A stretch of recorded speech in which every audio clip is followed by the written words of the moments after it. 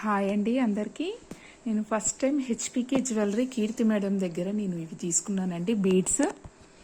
Madam first ఈ multi beads 130 rupees అని చెప్పినప్పుడు నేను అనుకున్నాను, నేను బయట వేరే దగ్గర 170 రూపీస్కి తీసుకున్నాను పర్ లైన్. ఏంటి మేడం 130 అవుతున్నది అంటున్నారు, క్వాలిటీ ఎలా ఉంటుందో ఏమో అనుకున్నాను, కానీ సూపర్ క్వాలిటీ అండి. అది ఇది రెండు పక్కన పెట్టి చూసుకున్నానండి, సేమ్ క్వాలిటీ.